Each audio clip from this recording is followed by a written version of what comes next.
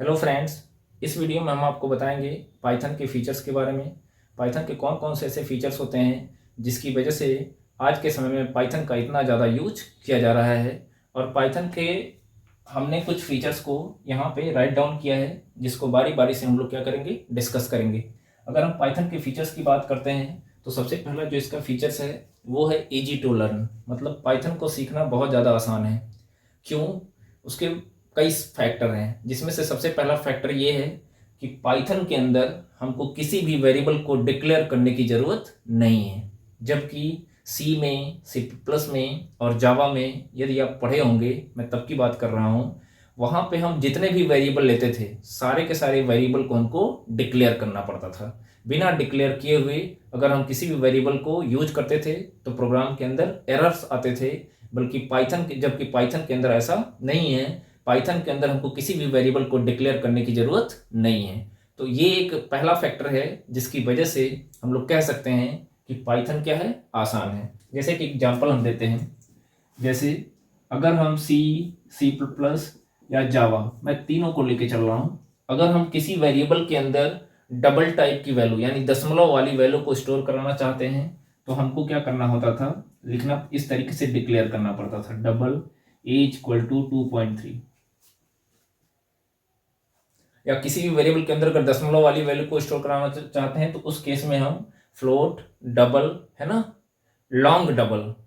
हालांकि long double का concept जावा में नहीं है। लॉन्ग डबल के बजाय सिर्फ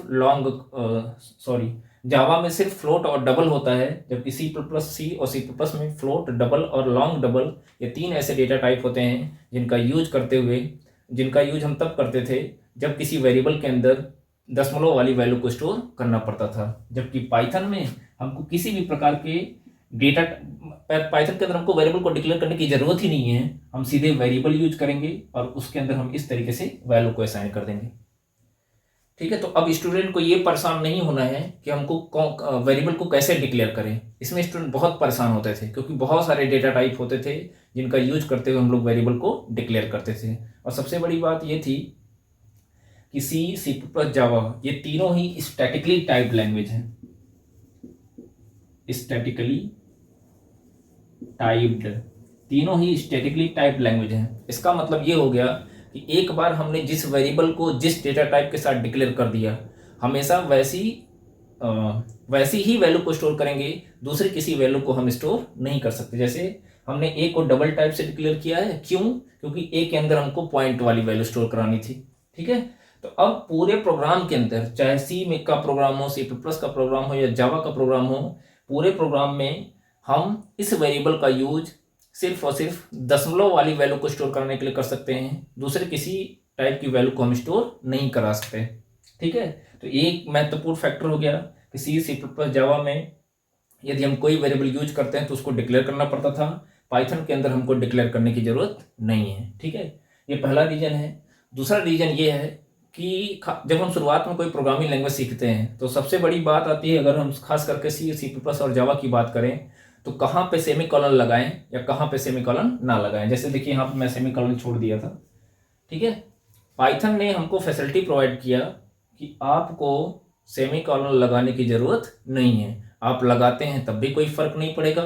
ठीक है, और अगर नहीं लगाते हैं तब भी उसका कोई फ़र्क नहीं पड़ेगा। जैसा कि आप देख सकते हो कि हम यहाँ पे कर्ली ब्रेस का यूज, यहाँ पे हम सेमीकोलन का यूज नहीं कर रहे हैं। समझ में आई बात? तो ये दूसरा ऐसा फैक्टर था जहां पे हमने देखा कि ये दूसरा ऐसा फैक्टर था जिसकी वजह से हम लोग कह सकते हैं कि पाइथन को सीखना ज़्यादा आसान है अगर हम तुलना करें किससे, सी प्लस और जावा से। तीसरा जो महत्वपूर्ण फैक्टर है वो ये है कि अगर हम किसी प्रोग्राम को सी लैंग्वेज में या सी प्लस में या जावा का कॉन्सेप्ट यूज करते हुए डिजाइन करते हैं तो हम उसी प्रोग्राम को, है ना, उसी प्रोग्राम को पाइथन की सहायता से अगर हम डिजाइन करते हैं तो प्रोग्राम क्या हो जाता है, बहुत छोटा हो जाता है। एक एग्जांपल हम लेते हैं कि जैसे हम एक जोड़ने का प्रोग्राम बना रहे हैं, अगर वो जोड़ने का प्रोग्राम सी प्लस या जावा में लिखा गया है तो कम से कम हमको 8 से 10 लाइन की कोडिंग करनी पड़ेगी। जबकि पाइथन हमको ये फैसिलिटी प्रोवाइड करता है कि हम उसी प्रोग्राम को 2 या 3 लाइन में या 3 से 4 लाइन में हम उसी प्रोग्राम को राइट कर सकते हैं। तो ये भी एक महत्वपूर्ण फैक्टर है जिसकी वजह से हम लोग कह सकते हैं कि पाइथन को सीखना बहुत ही ज़्यादा आसान है। ठीक है। और एक और फैक्टर है कि पाइथन के अंतर्गत जो कीवर्ड्स हैं, जो फंक्शंस हैं, है ना, ये काफ़ी हद तक इंग्लिश लैंग्वेज से मिलते जुलते हैं, जिससे हम कह सकते हैं कि ये भी एक महत्वपूर्ण फैक्टर है कि ये भी एक महत्वपूर्ण फैक्टर है जो कि पाइथन को क्या बनाता है, आसान बनाता है। हम कह सकते हैं कि पाइथन को सीखना आसान है। ठीक है। दूसरा जो फीचर्स है पाइथन का वो है ओपन सोर्स। ओपन सोर्स का मतलब क्या है कि पाइथन का जो सॉफ्टवेयर है या जो पाइथन, जहाँ पे हमको पाइथन के प्रोग्राम को अगर एग्जीक्यूट कराना है तो हमको पाइथन का सॉफ्टवेयर इंटरनेट से डाउनलोड करके इंस्टॉल करना पड़ेगा अपने सिस्टम पे, तभी हम पाइथन की कोड को एग्जीक्यूट कर सकते हैं। अब बात आती है जो पाइथन का सॉफ्टवेयर है जिसको हम इंटरनेट से डाउनलोड करेंगे, उसको यूज करने के लिए हमको किसी भी प्रकार का कॉस्ट पे करने की ज़रूरत नहीं है। इसलिए हम कह सकते हैं कि पाइथन एक प्रकार का ओपन सोर्स सॉफ्टवेयर है। और पाइथन के सॉफ्टवेयर को हम डाउनलोड कहाँ से करेंगे? python.org नाम की एक साइट होगी जहाँ से हम जाके उस साइट पे जाके हम आसानी से पाइथन के सॉफ्टवेयर को डाउनलोड कर सकते हैं। तो जितने भी सॉफ्टवेयर फ्री ऑफ कास्ट होते हैं, जिनको हम बिना कोई कास्ट पे किए हुए इंटरनेट से डाउनलोड करके यूज कर सकें, उन सारे के सारे सॉफ्टवेयर को हम ओपन सोर्स सॉफ्टवेयर कहते हैं। ठीक है। तीसरा जो फीचर्स है वो है कि पाइथन एक प्रकार की हाई लेवल लैंग्वेज है। अब ये हाई लेवल लैंग्वेजेज क्या होते हैं? हाई लेवल लैंग्वेजेज ऐसी लैंग्वेजेज होती हैं जो मशीन इंडिपेंडेंट होती हैं। हाई लेवल लैंग्वेजेज कैसी लैंग्वेजेज होती हैं? मशीन इंडिपेंडेंट होती हैं। मशीन इंडिपेंडेंट का मतलब क्या है? ठीक है। अगर हम कंप्यूटर लैंग्वेजेज की बात करें या प्रोग्रामिंग लैंग्वेजेज की बात करें तो प्रोग्रामिंग लैंग्वेजेज दो प्रकार की होती हैं। एक होती है लो लेवल, एक होती है हाई लेवल। लो लेवल लैंग्वेज में जाएंगे तो एक आपकी आती है मशीन लैंग्वेज,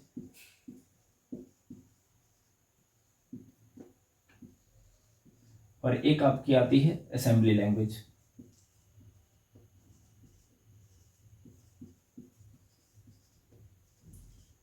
और हाई लेवल लैंग्वेज में सी प्लस प्लस, जावा, पाइथन, है ना, PHP, ये सब कैसी लैंग्वेजेज हैं? ये सब हाई लेवल लैंग्वेजेज की कैटेगरी में आती हैं।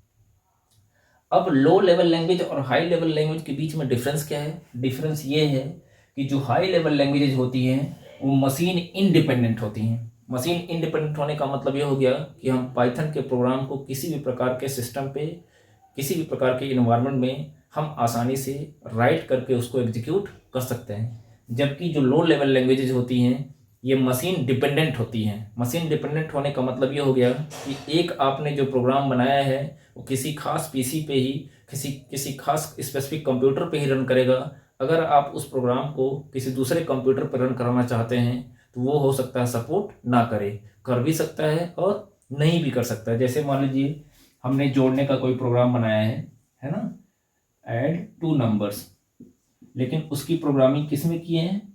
उसकी प्रोग्रामिंग मान लीजिए ये कोई P1 नाम का पीसी है और जो दो नंबर को जोड़ने का प्रोग्राम हमने बनाया है वो इस पीसी पे बनाया है, P1 नाम के कंप्यूटर पे बनाया है, या PC1 कर लीजिए, पर्सनल कंप्यूटर। ठीक है।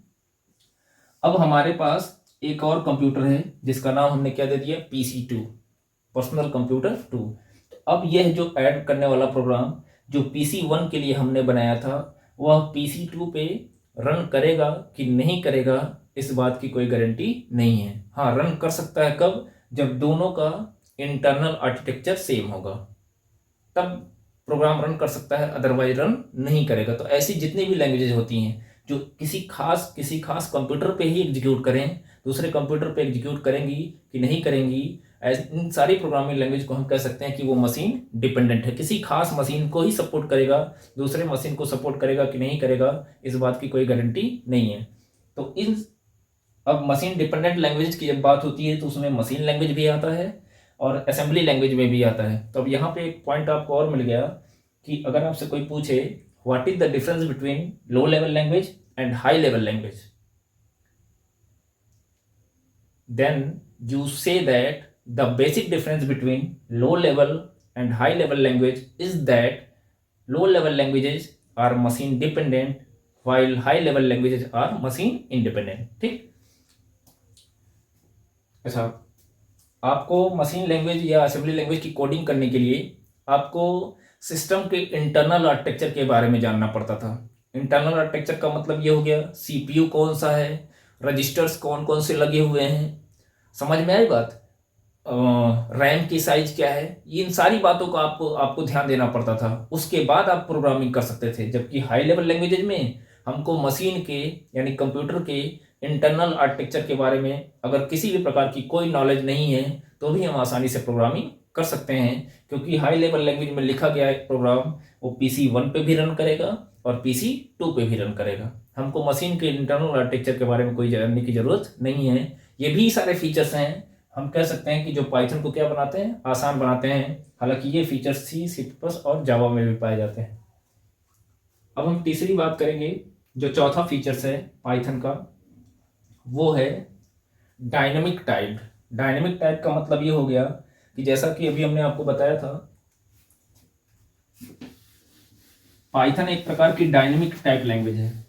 अच्छा, आपसे एमसीक्यू में क्वेश्चन पूछ सकते हैं कि which of the following languages is the dynamic type, निम्न में से कौन सी लैंग्वेज डायनेमिक टाइप होगी। ऑप्शन ए में दे दिया सी, ऑप्शन बी में दे दिया C++, ऑप्शन सी में दे दिया जावा और ऑप्शन डी में दे दिया पाइथन। तो C++ और जावा ये तीनों ही लैंग्वेजेज स्टैटिकली टाइप लैंग्वेज है, जबकि पाइथन कैसी लैंग्वेज है, डायनेमिक टाइप लैंग्वेज है। आइए जानते हैं डायनेमिक टाइप लैंग्वेज का मतलब क्या हो गया। डायनेमिक टाइप का मतलब ये हो गया कि अगर हम एक लाइन में किसी वेरिएबल के अंदर किसी इंटीजर टाइप की वैल्यू को स्टोर किए हुए हैं तो अगली ही लाइन में उसके अंदर हम डबल टाइप की वैल्यू को स्टोर कर सकते हैं, अगली ही लाइन में हम उसमें स्ट्रिंग टाइप की वैल्यू को स्टोर कर सकते हैं। मतलब वेरिएबल का टाइप बदलता रहता है। इसीलिए हम लोग कह सकते हैं कि पाइथन एक प्रकार की डायनेमिक टाइप लैंग्वेज है, जबकि सी में, C++ में और जावा में ये तीनों ही लैंग्वेजेज स्टैटिक टाइप लैंग्वेज होती हैं। यानी एक वेरिएबल को हमने जिस टाइप की वैल्यू को स्टोर करने के लिए डिक्लेयर किया है, पूरे प्रोग्राम में हम उसी टाइप की वैल्यू को स्टोर करेंगे। दूसरी किसी टाइप की वैल्यू को अगर हम स्टोर करते हैं तो प्रोग्राम में एरर आता है, जबकि पाइथन के केस में ऐसा नहीं है। इसलिए हम कह सकते हैं कि पाइथन एक प्रकार की डायनेमिक टाइप लैंग्वेज है। ठीक है, फिर प्लेटफॉर्म इंडिपेंडेंट। प्लेटफॉर्म इंडिपेंडेंट का मतलब ये हो गया कि जो पाइथन का सॉफ्टवेयर है हम उसको लाइनक्स पे भी रन करा सकते हैं, लाइनक्स पे भी इंस्टॉल कर सकते हैं, विंडोज पे भी रन करा सकते हैं, है ना, विंडोज का कोई भी वर्जन हो चलेगा। ठीक है, यूनिक्स पे भी रन करा सकते हैं। तो जब भी कोई computer programming language different type के ओएस को सपोर्ट करती है तो हम कह सकते हैं कि वह प्रोग्रामिंग लैंग्वेज कैसी लैंग्वेज है, प्लेटफॉर्म इंडिपेंडेंट लैंग्वेज है। ठीक है, मतलब जो पाइथन का सेटअप है यह जरूरी नहीं है कि खाली विंडो पे ही रन करेगा या खाली लाइनक्स पे ही रन करेगा। पाइथन के सॉफ्टवेयर को हम लाइनक्स पे, विंडोज पे, यूनिक्स पे या लाइनक्स के किसी और वर्जन के ऊपर, जैसे सोलरिस हो गया, मैक ओएस हो गया, डिफरेंट टाइप के ऑपरेटिंग सिस्टम पे हम पाइथन के सॉफ्टवेयर को आसानी से इंस्टॉल करके हम उसको यूज कर सकते हैं। इसलिए हम कह सकते हैं कि पाइथन एक प्रकार की प्लेटफॉर्म इंडिपेंडेंट लैंग्वेज है। ठीक है, अगला है पोर्टेबल। पोर्टेबल का मतलब यहाँ पे क्या है कि जब कोई प्रोग्राम, है ना, जब कोई प्रोग्राम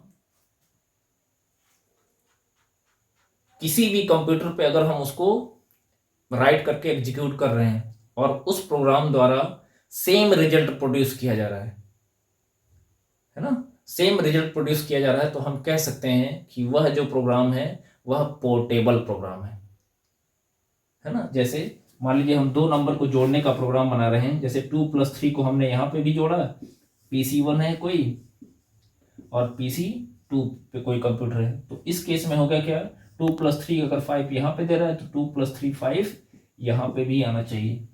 अलग अलग रिजल्ट नहीं आ रहा है तो हम कह सकते हैं कि वह जो प्रोग्राम है वह पोर्टेबल प्रोग्राम है।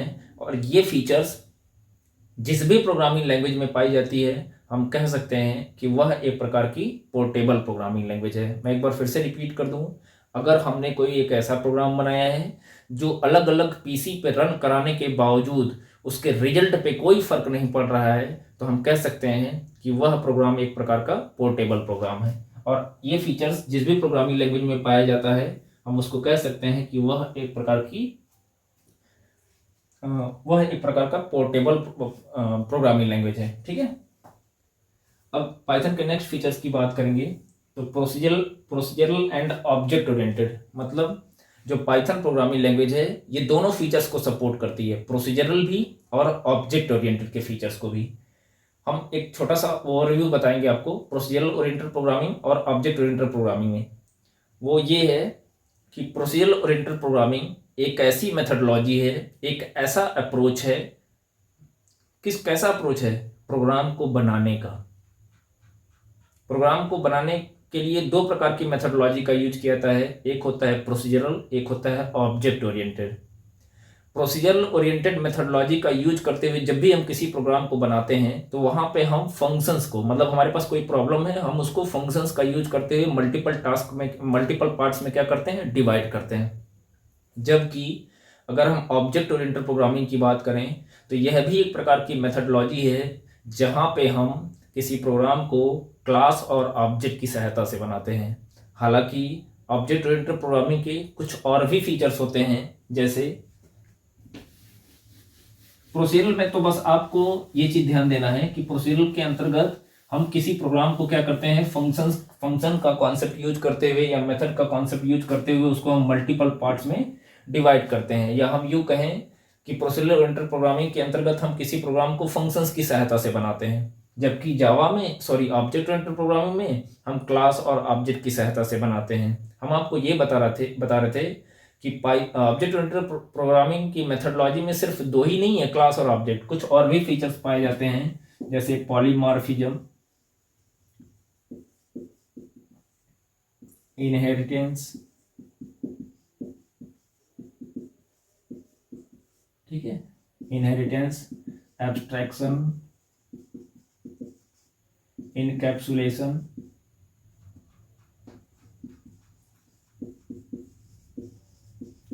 और दो तो हमने आपको बताया है, उसको भी हम लिख दे रहे हैं, एक क्लास बताया है और एक हमने ऑब्जेक्ट बताया है। तो अगर कोई भी programming language object oriented programming के ये जो कुल 6 फीचर्स हैं अगर सपोर्ट करता है, फॉलो करता है, तो हम कह सकते हैं कि वह प्रोग्रामिंग लैंग्वेज एक प्रकार की ऑब्जेक्ट ओरिएंटेड प्रोग्रामिंग लैंग्वेज है। समझ में आई बात? तो ऑब्जेक्ट ओरिएंटेड प्रोग्रामिंग की जब बात आती है तो उसमें सी आता है, C++ आता है, सी प्रोसीजरल लैंग्वेज है। सी में क्लास और ऑब्जेक्ट का कॉन्सेप्ट यूज नहीं किया था। C++ है, जावा है, पाइथन है ना। तो पाइथन जो होता है ये ऊप्स के सारे फीचर्स को सपोर्ट करता है, इसलिए हम कह सकते हैं कि जो पाइथन है यह एक प्रकार की प्रोसीजरल ओरिएंटेड प्रोग्रामिंग तो है ही, इसके साथ साथ यह ऑब्जेक्ट एक प्रकार की ऑब्जेक्ट ओरिएंटेड प्रोग्रामिंग भी है। नेक्स्ट है इंटरप्रेटेड। अगला जो पाइथन फीचर्स है इंटरप्रेटेड का मतलब ये हो गया कि किसी भी प्रोग्रामिंग लैंग्वेज को इंटरप्रेटेड कब कहा जाता है, जब उसको कंपाइल करने की जरूरत नहीं पड़ती। तो जब पाइथन के प्रोग्राम को हम लिखेंगे तो उसको कंपाइल कराने की जरूरत नहीं है, डायरेक्टली हम लोग क्या कराते हैं, रन कराते हैं। तो जब भी किसी प्रोग्रामिंग लैंग्वेज में ये फीचर्स हो तो हम कह सकते हैं कि वह एक प्रकार की इंटरप्रेटेड प्रोग्रामिंग लैंग्वेज है।